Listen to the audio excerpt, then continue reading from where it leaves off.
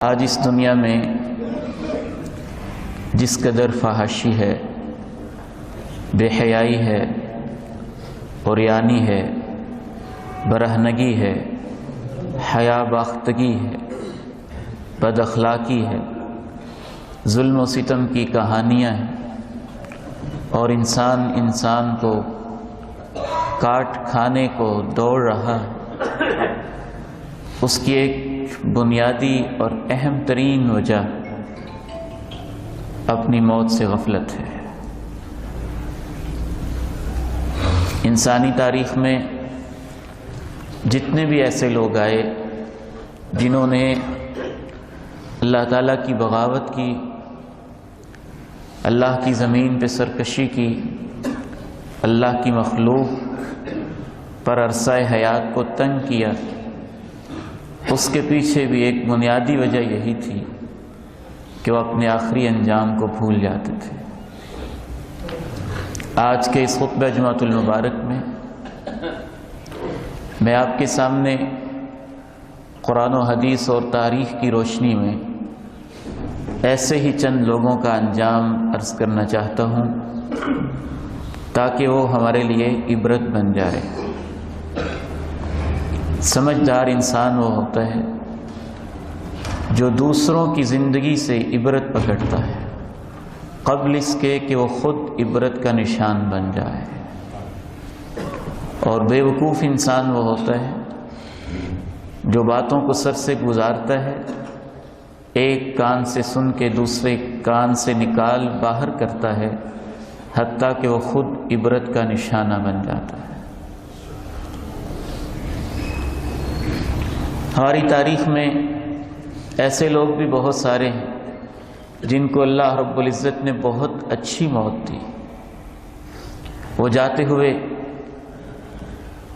قرآن کی تلاوت کر رہے تھے، کچھ ایسے تھے جو سجدے میں رب کے پاس گئے، کچھ ایسے تھے جو خطبہ جمعہ دیتے ہوئے رب تعالیٰ کے پاس پہنچے، کچھ ایسے تھے جو لاہور کے چوکوں چوراہوں میں اللہ کی توحید اور اس کی عظمت بیان کرتے ہوئے جسم کو چھلنی کروا کے علامہ احسان شہید جیسے بقیع کے قبرستان میں جا کے آرام فرمانے لگے، کچھ ایسے تھے جو جاتے ہوئے مسکرانے لگے، کچھ ایسے تھے جو جاتے ہوئے اپنی بیٹی سے کہہ رہے تھے ایاک ان تعصی اللہ فی ھذا البیت فانی قد ختمت فی ھذہ الزاویہ من ھذہ الغرفہ، بیٹی دیکھنا اس گھر کے اندر اللہ کی نافرمانی نہ کرنا، تیرا باپ جب تک زندہ رہا ہے اس گھر میں میں نے کبھی بے حیائی نہیں کی۔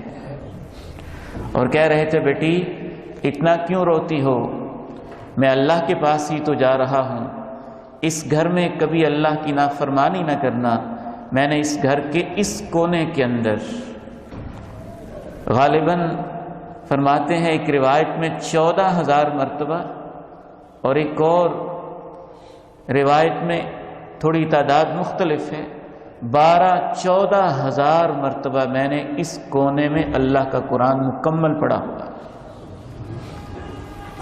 اس کے برعکس، بالکل برعکس، ایک طرف ایک انسان جا رہا ہے اور 70,000 فرشتے آ کے اس کے جنازے میں شرکت کر رہے ہیں، اللہ کا عرش جھوم رہا ہے، انہیں جناب السعد کہتے ہیں۔ ایک صحابی جا رہے ہیں اور کہتے ہیں انی لاجد ریح الجنہ من وراء احد، مجھے احد پہاڑ کے پیچھے سے اس دنیا میں جنت کی خوشبو آ رہی ہے۔ اس کے برعکس بہت سارے لوگ وہ بھی تھے جو عبرت کا نشان بنے۔ انسانی تاریخ نے ابھی اپنے بچپن ہی کا سفر شروع کیا تھا اور 2-4 قدم ہی چلی تھی، جناب آدم کے بیٹوں میں سے ایک بیٹا زمین پہ سرکشی کرتا ہے، اپنے بھائی کا سر تن سے جدا کر دیتا ہے اور اس کو اپنی نیند سلا دیتا ہے، موت کی وادی میں پہنچا دیتا ہے، اور وہ سمجھتا ہے کہ شاید اس طرح سے میں اپنے حسد کی انتقام کی آگ کو ٹھنڈا کر لوں گا۔ لیکن جناب رسول اکرم صلی اللہ علیہ وسلم ارشاد فرماتے ہیں اس انسانی تاریخ میں جب بھی کوئی قتل ہوتا ہے تو سب سے پہلے قاتل قابیل کو اس قتل میں برابر کا حصہ ملتا ہے کہ اس نے قتل کی بنیاد رکھی تھی، اس نے سب سے پہلے انسان کو قتل کیا تھا۔ جناب آدم کا بیٹا قابیل دنیا میں وہ بھی نہ رہ سکا، قوم نوح آئی، وہ سمجھے کہ شاید ہم کیا چیز ہیں، 950 سال اللہ کا پیغمبر سمجھاتا ہے، ایک نہیں مانتے، اپنے ہی گھر کے اندر پلنے والا اپنا بیٹا بھی بغاوتوں پہ اتر آتا ہے، ماحول اس کو بھی خراب کر دیتا ہے، کمپنی اس کو بھی برباد کر دیتی ہے، پھر اللہ رب العزت پوری کی پوری قوم کو اس طرح سے موت دیتا ہے کہ زمین سے پانی کے فوارے پھوٹتے ہیں، آسمان سے موسلا دھار بارش اترتی ہے، پھر وہ پانی ان کے گھروں پہ، پھر چھتوں پہ، حتیٰ کہ پہاڑوں کی چوٹیاں بھی پانی کے اندر اللہ غرق کر کے رکھ دیتا ہے، اور پوری کی پوری زمین کو ان کے گندے وجودوں سے، عذاب کے پانیوں سے صاف کر دیتا ہے، پانی بھیج کے ان گندے وجودوں سے زمین کو مطہر اور پاکیزہ کر دیتا ہے۔ قوم سمود آتی ہے، قوم عاد آتی ہے، لوگ سمجھتے ہیں شاید آج انسانوں نے ترقی کی ہے، نہیں، ترقی کے سفر بڑے پرانے ہیں، اپنے اپنے دور کا ہر انسان یہی سمجھتا ہے کہ ہم نے بڑی ترقی کی ہے۔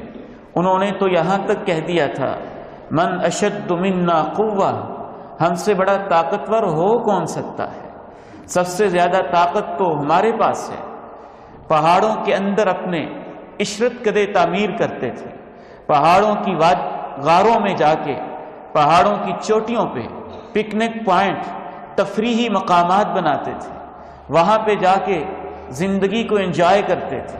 قوم عاد، قوم سمود، جب پھر ان کی باری آئی فَأَمَّا سَمُودُ فَأُهْلِكُوا بِالطَّاغِيَةِ وَأَمَّا عَادٌ فَأُهْلِكُوا بِرِيحٍ صَرْصَرٍ عَاتِيَةٍ سَخَّرَهَا عَلَيْهِمْ 7 لَيَالٍ و8 أَيَّامٍ حُسُومًا فَتَرَى الْقَوْمَ فِيهَا صَرْعَىٰ كَأَنَّهُمْ أَعْجَازُ نَخْلٍ خَاوِيَةٍ فَهَلْ تَرَىٰ لَهُم مِّن بَاقِيَةٍ۔ اللہ نے ان واقعات کو بار بار بیان کیا، قرآن مجید میں کثرت کے ساتھ بیان کیا، تاکہ سننے والے لوگ خود عبرت کا نشان بننے سے پہلے گزرے ہوئے لوگوں سے عبرت حاصل کریں۔ قوم عاد جو اپنے دور کی انتہائی ترقی یافتہ قوم تھی، اور جو انتہائی لمبے قدوں کے مالک تھے، لمبے قدوں کے، جیسے کھجور کے درخت ہوتے نا، ایسے لمبے ان کے قد کاٹ، ٹیکنالوجی اپنے دور کے حساب سے اتنی ترقی یافتہ کہ پہاڑوں کے اندر تراش کے بہترین قسم کی مصوری، بہترین قسم کا آرٹ، بہترین قسم کا ہنر وہاں اپنے عشرت قدے اور پکنک پوائنٹ بناتے تھے۔ جب اللہ کا حکم آیا اور اس قوم کو اللہ نے عبرت کا نشان بنانا چاہا، امام ابن کثیر رحمہ اللہ لکھتے ہیں کہ جب بھی ہوا چلتی ہے ایک فرشتہ مقرر ہوتا ہے، تھوڑی سی ہوا جتنی اللہ چاہتا ہے آہستہ محبتوں کے ساتھ، ایک نظم کے ساتھ، اللہ اپنے کنٹرول کے ساتھ ہوا کے فرشتے کے ذریعے اس کو بھیجتا ہے۔ جب قوم عاد کی باری آئی، اللہ نے ہوا کو بلا حساب بھیج دیا۔ جب بغیر حساب کے اللہ نے بھیجا، وہ آندھی بنی، طوفان بنا، جھکڑ بنے، ہوائیں چلیں، باپ بیٹے سے، بیٹا باپ سے، بھائی بہن سے، بہن بھائی سے، ماں بیٹی سے، بیٹی ماں سے، دوست سے، یوں ٹکرائے، ہوا پھر چلی اور زور سے چلی۔ امام ابن کثیر لکھتے ہیں یوں ہوا ان کو اوپر اٹھاتی، جب وہ اوپر اٹھ جاتے، اوپر اٹھانے کے بعد الٹے منہ ان کو نیچے گرایا جاتا، جب وہ نیچے گرتے ان کا دھڑ اوپر والا کٹ جاتا اور نیچے والا جسم علیحدہ ہو جاتا۔ تنزع الناس کأنہم اعجاز نخل منقعر، جیسے درختوں کو جڑوں سے اکھاڑ کے یوں زمین پہ لٹایا ہو۔ رب تعالیٰ کہتے ہیں ہم نے ان پہ 7 لیال 7 راتیں و8 ایام اور 8 دنوں تک اس ہوا کو بھیجا، تند و تیز طوفان کو بھیجا۔ فَهَلْ تَرَىٰ لَهُم مِّن بَاقِيَةٍ، بتاؤ تو صحیح ان میں سے کوئی تمہیں اب نظر آتا ہے؟ کوئی ہے؟ وہی تھے نا جو کہتے تھے ہم سے بڑا طاقتور کون ہو سکتا ہے؟ اب کہاں ہے وہ؟ کہاں ہے عادی؟ کہاں ہیں سمودی؟ قوم لوط آئی، انہوں نے بھی یہی رویہ اپنایا، اپنے دور کی لبرل قوم تھی۔ آج کا ایک فتنہ ہے لبرلزم، میرا جسم میری مرضی، میری آنکھیں میری مرضی، میری زبان میری مرضی، میرا قلم میری مرضی، میری سوچ میری مرضی، میرا ہنر میری مرضی، میری سکل میری مرضی، میری دولت میری مرضی، میری بادشاہت میری مرضی۔ لوگ سمجھتے ہیں کہ ترقی یافتہ قوموں کا یہ خیال ہے، یہ دور جاہلیت کی قوم کا لبرلزم اس عروج کو پہنچا ہوا تھا، اپنی آخری حدوں کو چھو رہا تھا، حتیٰ کہ یہ لوگ اس قدر لبرل ہو چکے تھے، اپنے جسم پہ اپنی مرضی چلانے کے اس قدر آتی تھے۔ وَتَأْتُونَ فِي نَادِيكُمُ الْمُنْكَرَ، سر عام اپنی محفلوں کے اندر برائیاں کرنے سے باز نہیں آتے تھے۔ بڑی محفلوں میں، ڈیروں میں، چوکوں میں، چوراہوں میں، سرے بازار جو دل چاہتا کرتے، جو دل چاہتا کرتے۔ جب جناب لوط علیہ السلام نے روکا کہ یہ تم کیا کر رہے ہو، ایسی بے حیائی کرتے ہو کہ تم سے پہلے انسانی تاریخ میں کبھی کسی نے نہیں کی، ما سبقکم بہا من احد من العالمین، کیا کرتے ہو، کیا کر رہے ہو؟ کہنے لگے ان کو باہر نکالو، آئے ہیں بڑے پاک صاف، ان کو باہر نکال دو، انہم اناس یتطہرون، ان سے کہہ دو تم پاک باز بننا چاہتے ہو، علیحدہ جا کے کہیں آباد ہو جاؤ، یہاں تو ہم لبرل بن کے رہیں گے، آزاد خیال بن کے رہیں گے، ہم اپنی مرضیاں چلائیں گے، مرد مرد سے شادی رچائے گا، مرد مرد سے تعلق قائم کرے گا۔ تم کون ہوتے ہو ہماری آزادیوں پہ پابندی لگانے والے؟ اخلاقی گراوٹ کا اس حد تک شکار ہو چکے تھے۔ جناب لوط کے پاس فرشتے جب خوبصورت انسانی شکل میں نورانی چہروں کے ساتھ مہمان بن کے آتے ہیں، ان کے پیچھے چڑھ دوڑتے ہیں، وہ پناہ لیتے ہیں، جناب نوح کے گھر میں چلے جاتے ہیں، یہ دروازہ کھٹکھٹاتے ہیں، کھٹکا کھٹکا کے کہتے ہیں کون ہوتے ہو تم ہمیں روکنے والے، ہمارا شکار پہنچا ہے، کون ہوتے ہو تم ان کو پناہ دینے والے؟ جناب لوط اللہ کے واسطے دے دے کے کہتے ہیں اور تمہیں کیا ہو گیا ہے؟ ہؤلاء ضیفی، یہ میرے مہمان ہیں، مجھے کیوں رسوا کرتے ہو، مجھے کیوں پریشان کرتے ہو؟ ہؤلاء بناتی ہن اطہر لکم، قوم کی بیٹیاں نکاح کے بغیر تمہارے اندر موجود ہیں، تم پاکیزہ بندھن کے ساتھ نکاح کے ذریعے سے اپنی شہوتوں کو پورا کرنے کی بجائے بری حرکتیں کیوں کرتے ہو؟ باز نہیں آتے، اس کے باوجود باز نہیں آتے ہیں۔ اللہ رب العزت کسی طریقے سے ان کی آنکھوں کو اندھا کر دیتے ہیں، وہ واپس پلٹتے ہوئے پھر بھی کہتے ہیں اچھا تم نے ہمیں کچھ کر دیا ہے، صبح ہم تم سے بدلہ لیں گے۔ پھر اللہ کی آواز آتی ہے، اللہ کا عذاب آتا ہے، اللہ کی لاٹھی برستی ہے۔ امام ابن کثیر لکھتے ہیں پوری قوم کو اٹھایا جاتا ہے، حتی سمع نباح کلابہم ونہیق حمیرہم، آسمانوں کے فرشتے ان کے گدھوں کے ہنہنانے اور کتوں کے بھونکنے کی آواز آسمانوں پہ سنتے ہیں، یوں آسمانوں تک پوری کی پوری بستی کو اٹھا کے لے جایا جاتا ہے، پھر الٹا گرا کے پتھروں کی بارش برسائی جاتی ہے۔ کبھی اللہ ایسے بھی موت دیتا ہے، ایسے بھی موت دیتا ہے تاکہ انسانوں کو پتہ چلے کہ آخر تو مرنا ہے، لیکن کس انداز سے مرنا ہے، کیا کرتے ہوئے مرنا ہے، اللہ کی بغاوت کرتے ہوئے یا اللہ کے حکموں کو مانتے ہوئے۔ ایک اور شخص آتا ہے، اس کو انسان اور انسانی تاریخ فرعون کے نام سے یاد کرتے ہیں، یہ بھی اپنی آخری حدوں کو چھونے لگتا ہے، بغاوت کی ساری حدیں کراس کر دیتا ہے، انا ربکم الاعلی کے دعوے کرتا ہے۔ میں حیران ہوتا ہوں لوگ عبرت کیوں نہیں پکڑتے۔ ہمارے ہاں بھی تاریخ کے اوراق میں ایسے صفحات بھرے پڑے ہیں، کاش کہ ان کو پڑھے تو صحیح، کوئی ان سے عبرت پکڑے تو صحیح۔ اللہ نے کھول کھول کے واقعات بیان کیے۔ فرعون نے تو انتہا کر دی، حد کر دی۔ کبھی انسان بادشاہت کی وجہ سے اللہ کا باغی ہوتا ہے، کبھی انسان پیسے کی وجہ سے اللہ کا باغی ہوتا ہے، کبھی انسان جسمانی طاقت کی وجہ سے اللہ کا باغی ہوتا ہے۔ قوم عاد جسمانی طاقت میں آ کے اللہ کی باغی ہوگی، فرعون بادشاہت کے نشے میں آ کے، کرسی کے نشے میں آ کے اللہ کا باغی ہو گیا۔ قارون پیسے اور دولت کے نشے میں آ کے اللہ کا باغی ہو گیا۔ بعض دفعہ انسان ان نعمتوں کی وجہ سے منعم کو دیکھنے کی بجائے نعمتوں کے اندر اتنا مست ہو جاتا ہے کہ منعم حقیقی کو بھول جاتا ہے۔ فرعون نے بھی کہا انا ربکم الاعلی، سب سے بڑا تو ہوں ہی میں۔ اللہ تعالیٰ نے حضرت موسیٰ سے کہا ان مظلوم بنی اسرائیل کو یہاں سے نکالو، لے جاؤ ان کو یہاں سے۔ کیسے ظالم ہوتے ہیں یہ بادشاہ، اور بادشاہت کا نشہ بھی انسان کو کتنا پاگل کر دیتا ہے۔ جب وہ اندر معاشرے میں رہتے ہیں تو ان کو جینے نہیں دیتا، ان کی بچیوں کو زندہ رکھتا ہے، گھریلو کاموں پہ لگاتا ہے، اور ان کی عزتوں کو بھی تار تار کرتا ہوگا، نسلوں کو بدلتا ہوگا، ظلم و ستم کی کیسی کہانیاں رقم کرتا ہوگا۔ بیٹے ہوتے ہیں تو ان کو ذبح کر دیتا ہے، وہ بھاگنا چاہتے ہیں تو بھاگنے نہیں دیتا۔ جب اللہ کا حکم ہوتا ہے اے میرے موسیٰ پیغمبر، رات کے کسی پہر چپ کے ان کو لے چل یہاں سے، ان ظالموں سے نجات دلانے کے لیے ہم نے آپ کو نجات دہندہ بنا کے بھیجا ہے۔ صبح پتہ چلتا ہے کہ بنی اسرائیلی تو سارے کے سارے مصر چھوڑ کے بھاگ گئے۔ سب اپنے ہرکاروں کو جمع کرتا ہے، اپنے وزیروں کو، اپنے مشیروں کو، پوری آیان سلطنت کو اور بادشاہ کے خاص مصاحبین کو جمع کرتا ہے۔ جب اللہ موت دینے پہ آتا ہے، عبرت کا نشان بنانے پہ آتا ہے، پھر اللہ کو خود جمع بھی نہیں کرنا پڑتا، خود ہی جمع کرتا ہے۔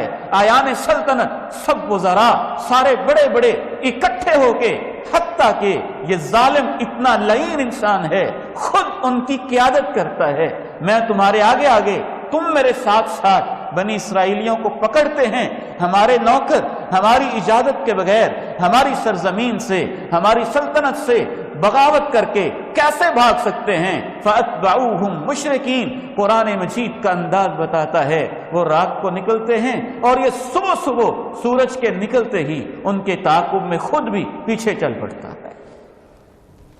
خود بھی موجود، بڑے بڑے وزراء بھی موجود، بڑے بڑے اس کے اپنے دور کے جو بھی سپاہی جرنیل ہیں وہ بھی موجود، اور آیان سلطنت موجود۔ یہ فرعونی ان کا تعاقب کرتے ہیں۔ اللہ رب العزت بنی اسرائیل کے لیے سمندر میں راستے بنا دیتا ہے، یوں جیسے ایک اللہ کی طرف سے کوئی بالکل شاہراہ عام بن گئی ہو، ان کے لیے راستے بنتے ہیں، وہ سمندر پار کرتے ہیں۔ فرعون دیکھتا ہے یہ تو پار کر گئے، ہم بھی ان کا تعاقب کرتے ہیں۔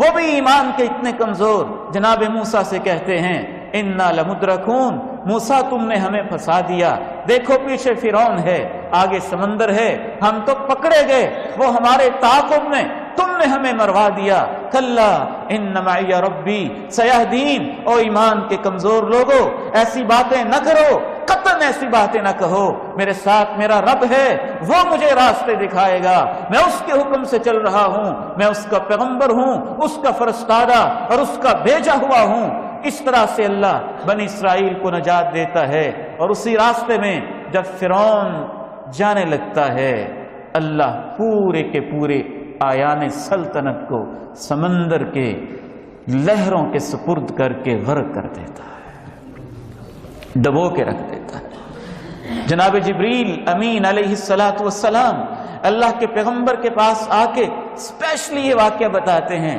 کہتے ہیں اللہ کے پیارے نبی، کاش آپ مجھے اس وقت دیکھتے جب سمندر کی لہروں کے وہ غوطے کھا رہا تھا، دریاؤں کی لہروں میں وہ ڈوب رہا تھا، وہ فرعون جس کے سلطنت کے اندر کوئی چڑی پر نہیں مار سکتی ہے، اور کوئی انسان وہ سمجھتا ہے میری اجازت کے بغیر سانس کیسے لے سکتا ہے، سلطنت کے نشے میں انسان رب کو کیسے بھول جاتا ہے، موت کو کیسے فراموش کر دیتا ہے۔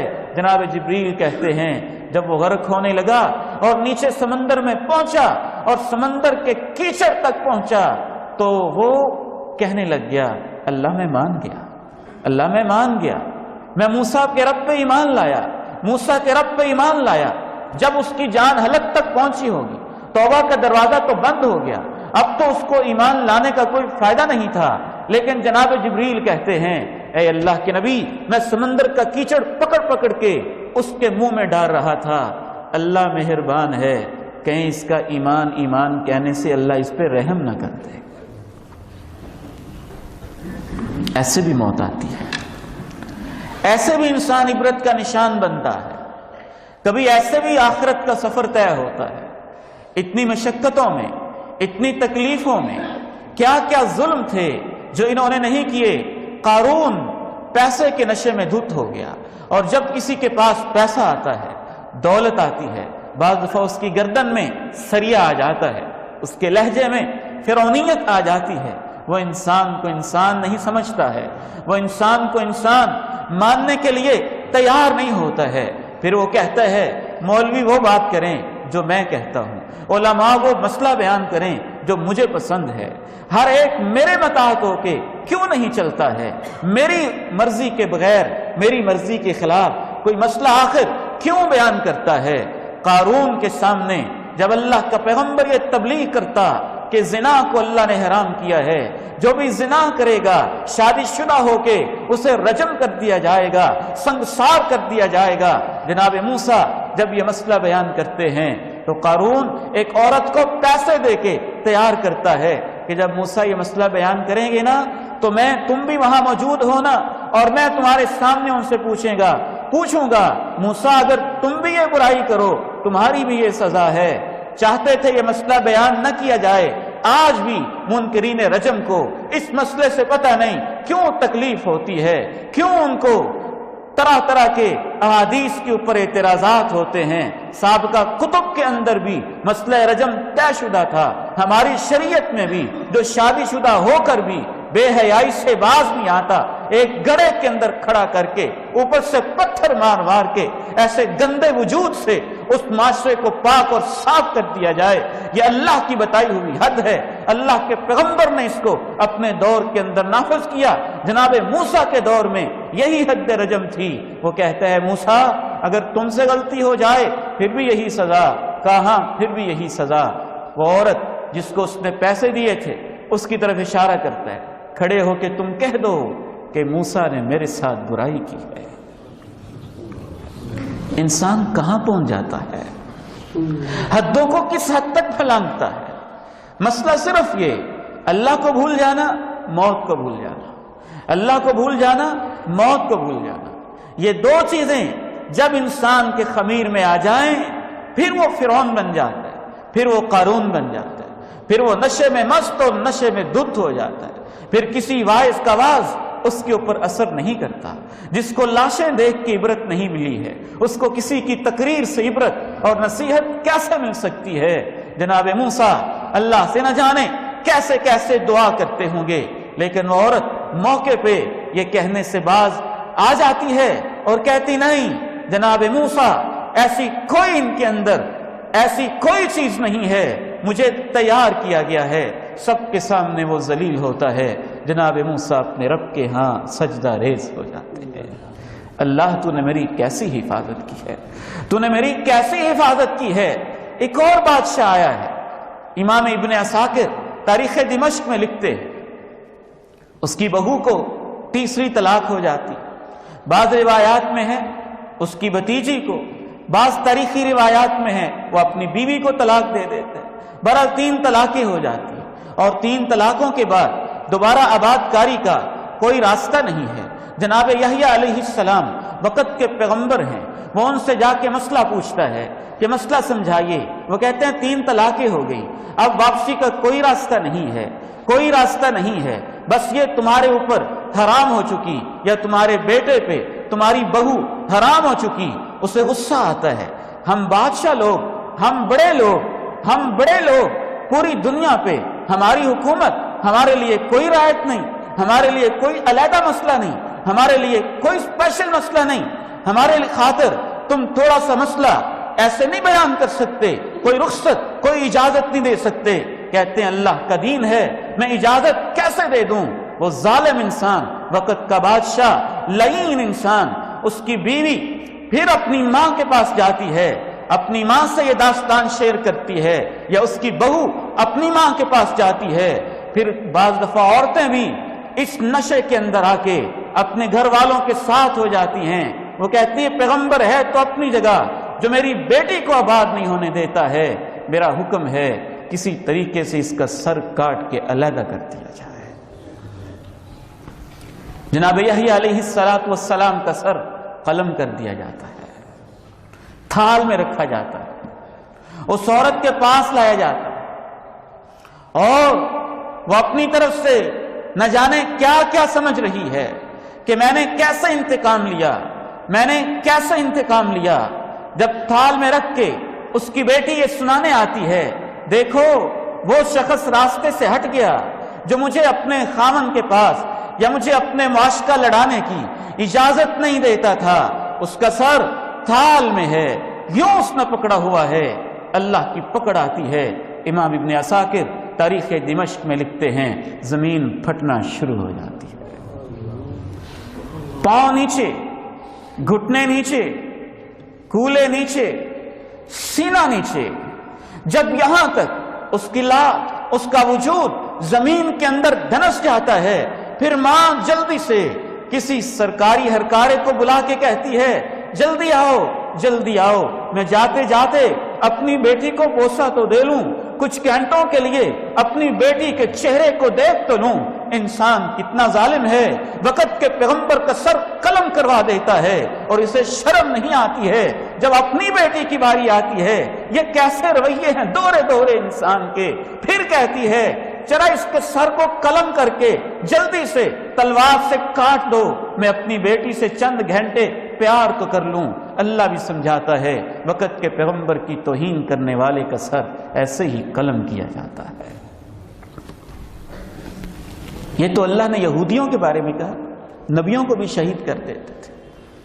قرآن مجید میں اشارہ ہے کہ تم تو نبیوں کو بھی شہید کر دیتے، انبیاء پہ بھی ہاتھ اٹھانے سے باز نہیں آتے۔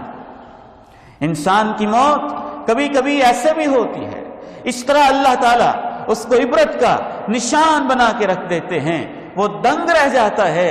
وہ جب موت کو بھول جاتا ہے، اللہ کی پکڑ کو بھول جاتا ہے، تو کفر کی وجہ سے، شرک کی وجہ سے، بغاوت کی وجہ سے، ظلم کی وجہ سے، اللہ کی مسلسل نافرمانی کی وجہ سے اللہ تعالیٰ نے تو حد کر دی۔ یہ تو دنیا میں اللہ عبرت کا نشان بناتے ہیں جو لوگ دیکھتے ہیں۔ ایک وہ جہاں بھی ہے جو لوگ نہیں دیکھ رہے ہوتے، وہ پردے والا جہان ہے، اس کو عالم برزخ کہتے ہیں۔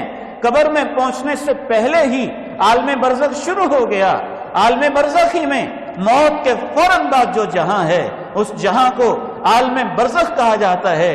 وَلَوْ تَرَى إِذِ الظَّالِمُونَ فِي غَمَرَاتِ الْمَوْتِ وَالْمَلَائِكَةُ بَاسِطُو أَيْدِيهِمْ أَخْرِجُوا أَنفُسَكُمْ الْيَوْمَ تُجْزَوْنَ عَذَابَ الْهُونِ بِمَا كُنْتُمْ تَقُولُونَ عَلَى اللَّهِ غَيْرَ الْحَقِّ وَكُنْتُمْ عَنْ آيَاتِهِ تَسْتَكْبِرُونَ۔ کاش تمہارے اندر ہمت ہو، وہ منظر تمہیں کبھی نظر آ جائے جب ظالم موت کی بے ہوشیوں میں ہوتے ہیں۔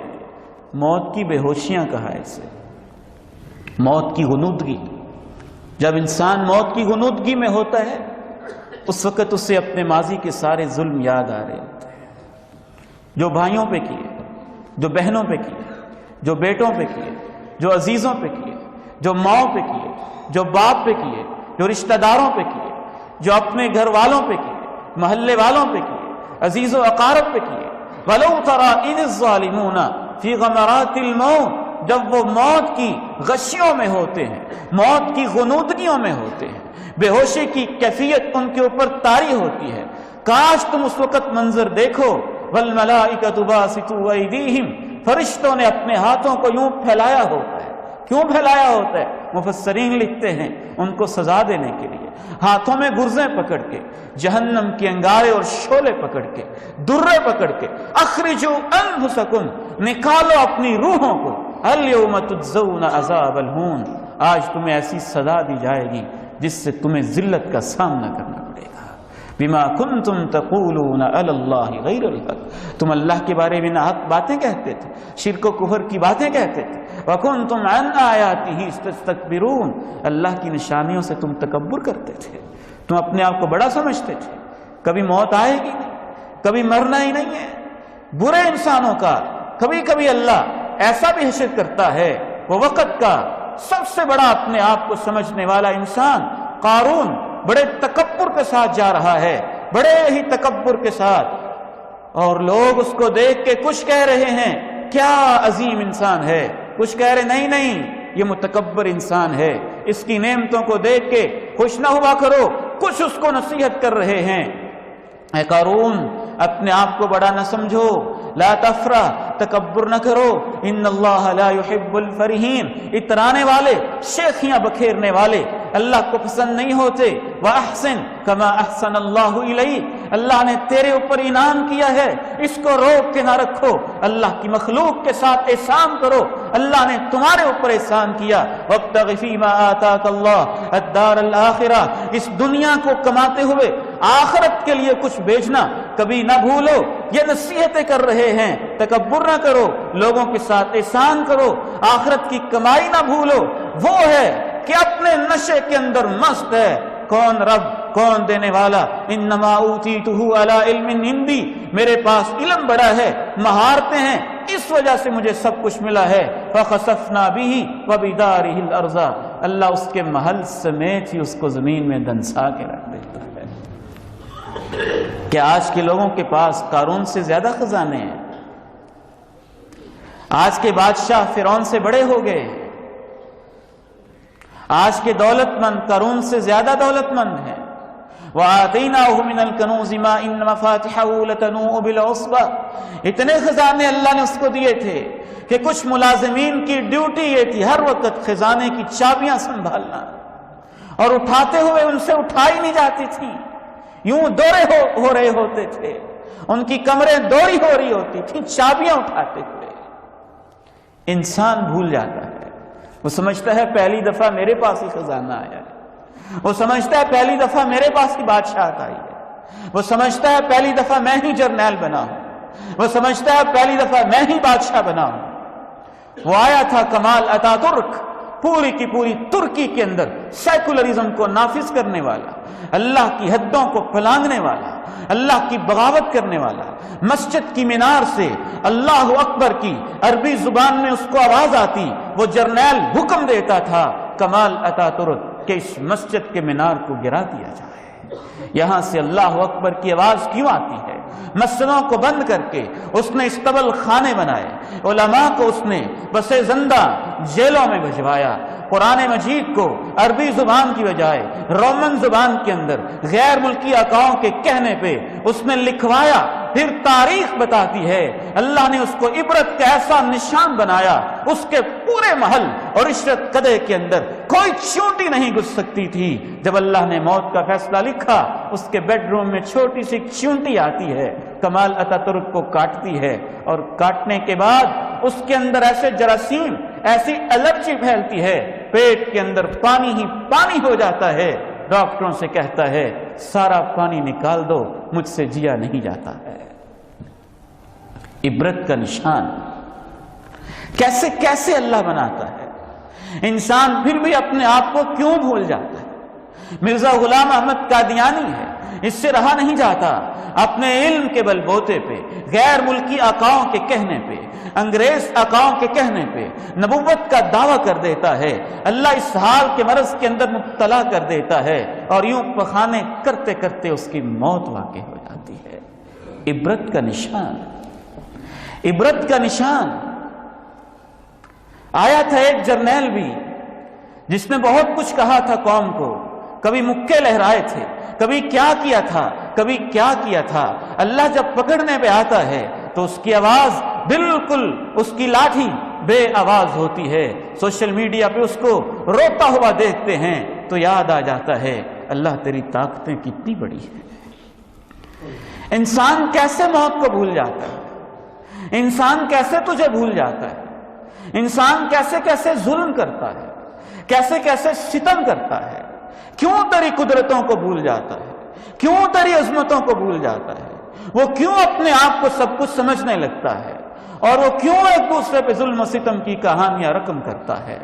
آئیے آج کے سبق، اس خطبہ جمعہ کے اندر یہ ایک ہی سبق ہے کہ اللہ ہمیں ایسی توفیق دے کہ ہم ان واقعات سے عبرت حاصل کریں، عبرت کا نشان بننے سے پہلے۔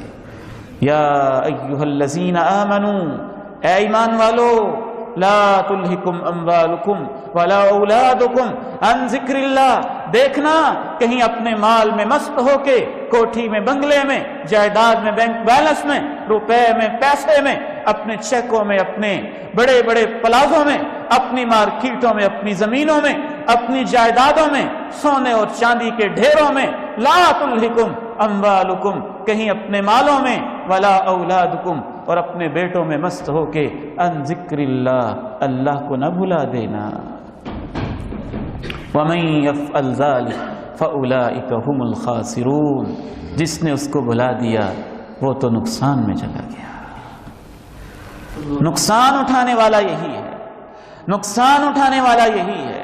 وَأَنفِقُوا مِمَّا رَزَقْنَاكُم مِّن قَبْلِ أَن يَأْتِيَ أَحَدَكُمُ الْمَوْتُ فَيَقُولُ رَبِّ لَوْلَا أَخَّرْتَنِي إِلَىٰ أَجَلٍ قَرِيبٍ فَأَصَّدَّقَ وَأَكُن مِّنَ الصَّالِحِينَ، اس سے پہلے میری راہوں میں خرچ بھی کرو، نیکی کے کام بھی کرو، کہ ایسا نہ ہو موت آئے پھر تم کو ہو اللہ تھوڑی سی مہلت تو دے دے، کچھ صدقہ کر لوں، نیکی کے کام کر لوں۔ وَلَن يُؤَخِّرَ اللَّهُ نَفْسًا إِذَا جَاءَ أَجَلُهَا، نہیں جب وقت آ جائے گا پھر کسی کو مہلت نہیں ملے گی۔